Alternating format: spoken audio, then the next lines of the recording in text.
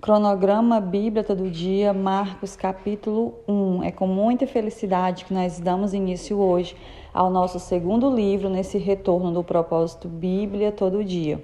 Toda essa semana, a cada dia, nós vamos ler um capítulo. Marcos, ele fica mais fácil de nós entendermos agora, porque nós já lemos Mateus. E Mateus, Marcos e Lucas são evangelhos sinóticos. Jéssica, o que são evangelhos sinóticos? São evangelhos que eles se complementam. É por isso que muitas vezes, quando o iniciante ele começa a ler os evangelhos, quando ele termina o primeiro, que ele parte para o segundo ou o terceiro, ele tem a impressão que ele está lendo a mesma coisa. Por quê?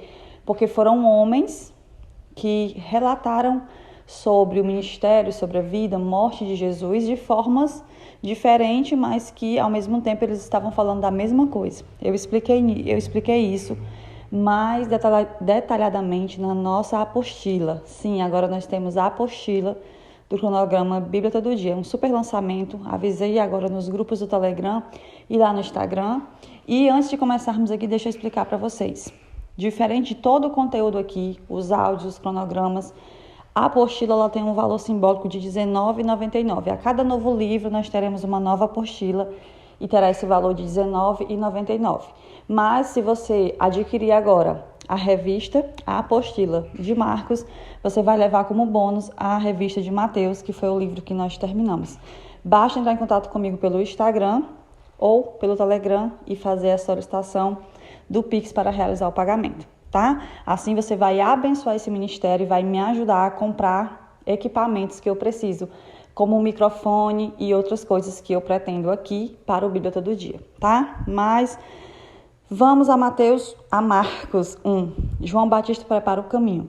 Aqui, Marcos, ele já vai começar falando sobre João Batista, né? Ele começa no versículo 1 revelando que Jesus Cristo é o Filho de Deus.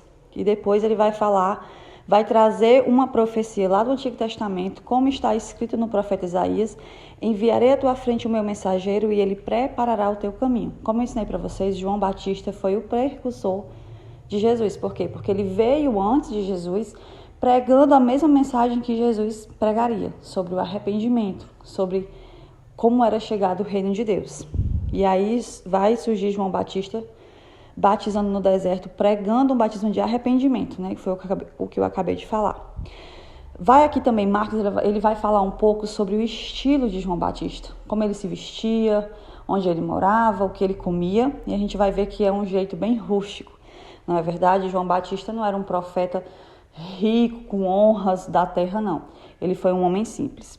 Depois nós vamos ver que João Batista, de uma forma mais rápida, Marcos ele tem essa característica, ele sempre menciona os textos. O que Mateus falou de uma forma mais alongada, Marcos fala de uma forma mais rápida. Acontece isso aqui com o batismo de Jesus e com a tentação de Jesus. Ele vai falar de forma bem rápida, como Jesus foi batizado, como desceu sobre ele o Espírito Santo de Deus, como o Senhor confirmou que ele era o Filho amado e a forma que Jesus foi batizado e depois foi ao deserto, né? No versículo 13 vai dizer assim: ali esteve ele 40 dias, sendo tentado por Satanás. Estava com animais selvagens e os anjos o serviam. Marcos faz questão de mostrar que Deus não havia abandonado Jesus mesmo no deserto. Os anjos estavam a serviço do Senhor. Depois nós vamos ver que o Senhor vai chamar os primeiros discípulos e que a mensagem de Jesus agora, né, Marcos ele fala rapidamente de João Batista e já depois começa a falar sobre o início do ministério de Jesus, que se deu depois da tentação no deserto. E aí ele vai mostrar que Jesus dizia: é chegado o tempo, o reino de Deus está próximo, arrependam-se, creiam. Ou seja, Marcos aqui faz questão de mostrar que o Senhor ele pregava não uma mensagem de prosperidade, não uma mensagem de elogio aos nossos corações, mas ele pregava para aquela geração: arrependam-se, certo? Depois nós vamos ver que Marcos ele também vai falar muito sobre o poder de Jesus. Em todo o evangelho, segundo escreveu Marcos, nós vamos ver que ele coloca muito isso em evidência, que Jesus tinha poder sobre os demônios, sobre as doenças, sobre todas essas coisas. E vamos ver que todos ficavam maravilhados com o ensino de Jesus. E nós vamos ver que aqui também, mais uma vez, já começava a perseguição, né? Assim como Mateus mostrou muito que os fariseus, Os saduceus perseguiam Jesus. Marcos também mostra a mesma coisa. Depois ele vai continuar falando sobre os demônios e as doenças.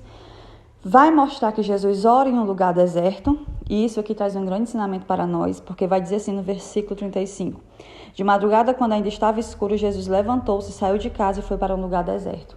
Veja que Jesus era o Filho de Deus, tinha intimidade com Deus. De certa forma, ele era o próprio Deus e ele orava. Ele não negligenciava o seu tempo de oração.